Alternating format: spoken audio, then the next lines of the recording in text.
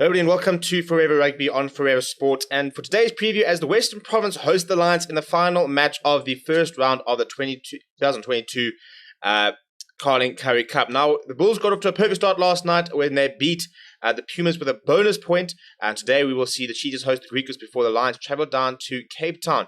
And what in theory should have been the biggest match of the weekend in terms of the two biggest teams. It's going to be quite an interesting encounter because the Lions have made a very interesting decision earlier on they probably didn't make a decision earlier on in the week, but announced earlier on in the week that they are going to be going with a split squad for the Currie Cup and the URC, which basically means that they're going to have two different groups of players that they will pull from for the two different competitions. As a result, they've got a very young side coming into the Currie Cup, which is mostly sort of made up of fringe players from the URC squad, as well as the Lions under 20 side, which is the best under 20 side in the country. So, and that's drawn quite a lot of criticism, which I think is a bit harsh. I think that at the end of the day, the realities of the various franchises are very different. And I think the Lions have always been a franchise who have not had the financial muscle that the likes, especially now that the Sharks have, the Bulls have, and to a lesser extent the Stormers have. Their squad has also been ransacked over the years, with so many players having left the Lions in the last sort of 2-3 years, that they just don't necessarily have the squad depth that the Sharks and the Bulls and the Stormers do. I think they've got a decent top 15, but after that, the depth has always been an issue with the Lions. And as a result, they've decided, we're going to actually keep our URC players for the URC, and we're going to have a separate bunch of players playing in the Currie Cup. Now, there are a couple of pros and cons to this. Obviously, cons means, in theory, they won't be as competitive because the sides they are going to be fielding aren't going to be as strong on paper. However, in terms of a pro, I think first of all, in terms of injuries, there's less rugby. So, if there are a lot of injuries, then if they were to keep the same squad, there are a lot of injuries, then suddenly they'd be quite short in terms of their top players. But I also think, for a group or union that has the best youngsters in the country, this is the perfect opportunity to really develop those youngsters into their ability to take on the next step. And the Lions they've never been a side that recruits the best. They produce players. That's what they do. They bring players through the system and they make stars, and then unfortunately a lot of them get bought. So they're not quite the Sharks approach, where they've gone and bought Sia Khaleesi. They've bought, Michael Pimpy from the Kings. They went and bought Bongi Mambi, and they bought a whole lot of players from overseas. That's like the Bulls. Bought a lot of the ex-Lions players have they brought back. Lions produce players. So I don't think that I think it's harsh to say that they're not taking the competition seriously. I think it's just a reality of the situation the franchise and the unions finds themselves in.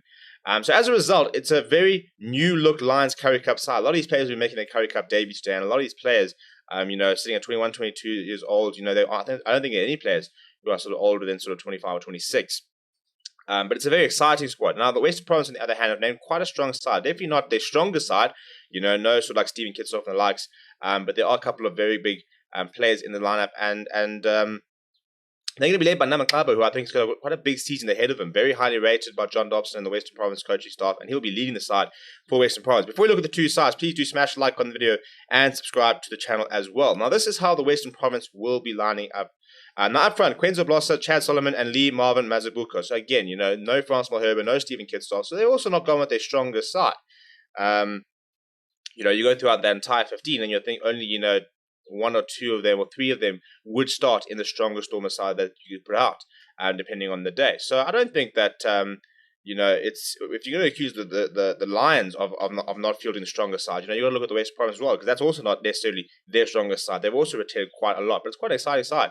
In the second row, Connor Evans is joined by RJ Smith. Obviously, his ban was revoked last year, so he's free to play rugby as he pleases. As we mentioned, XABA will be captain the side. Then Simon Miller is a very exciting young player, and very big and very physical and very keen to see what he has to offer. And Hachiba Diamani is back from injury. Now, he's from the Lions, will be taking on his old side today. He's a very, very talented athlete. He just needs a lot of games to try and sort of hone in. Defensively, he's sometimes been a little bit poor, and that's kind of the aspect of his game he needs to work on. But he's got a fantastic turn of pace. He's a very big unit, and he can be a very destructive player when he wants to be. The halfback pair will be the young, promising star Thomas Bursey next to Tim Sweel, and then the rest of the back line, two wings will be Pascal Ikeji and Angelo Davids. Cornel Smith is partnered by Leon Zast in the centres, and Tristan Lates will start at full back. Off the bench for the men from the Cape Town, Jock Van Zyl, Leon Lyons, Sazi Sandi, Keke Marabe, Dion Fourie, Godlin Masimla, Chris Schroeder, and Manombo Zwilinde. And I think that the experience of Dion Fourie and Godlin Masimla will be quite important coming off the bench, but overall, it's an exciting Western Province side, but it's also not the strongest Western Province side they can put out. And I think that this game is going to hopefully be a lot closer than I think a lot of people would imagine, given the Lions side. This is the Lions side that we'll be taking to the field. Now, you look at the side, I think there's only about 2 players or 3 players who've got sort of experience, in the URC. But there are a couple of very exciting players to look out for. In particular, James Mlense, playing at outside centre, is a very talented young player. He injured himself to his ACL last year in about April during the preparation series, and he's been out for a number of months. But he's very highly rated. He's got a massive boot on him, and he can play at fly half, inside centre, and outside centre. So he's a very versatile player as well. But if we look at the side, Benela Mtanjane, Damien Fenter, and then the captain for the game tonight will be Asinate and Klabakanya. And I think that he is a future star. He's an absolute unit of a player. He's ginormous. Good to see that he's been given a bit of a leadership role because he's very highly rated as the tight head. He's played SA under-20s, and he could actually be up against his former SA under-20 tight head partner in the likes of Southern Sunday, who's on the bench of the Western Province. In the second row, I was very impressed with PJ Steenkamp from what we saw of him during the Currie Cup, and he is partnered by Simon Dioniso. And then Mark Sneeman, Jerry Kahns, and Emmanuel Chituka are the loose cheer. I'm a big fan of Mark Sneeman, and then Emmanuel Chituka is very much in the mold of Vince Chituka. And if those two brothers can, just play like they've been playing, I think, they could be destined for a very long and successful career. The halfback combination will be Jerry Claessens and Vaughan Isak, and then the rest of the back line, the 2 wings, Zellinger Stradum, Baldwin Hansen, the centres, Aiden Kubito and James Mlense. Aiden Kubito, Varsity Cup star, can play at fly half as well. So quite a lot of playmakers in and around that Lions back line. And then Kewan Horn is a very exciting SN20 fullback, was very good last year during the SN20, sort of that tournament they had down in Stellenbosch.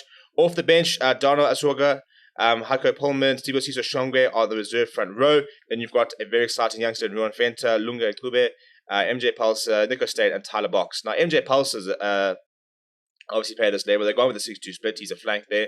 And I think I really rate him.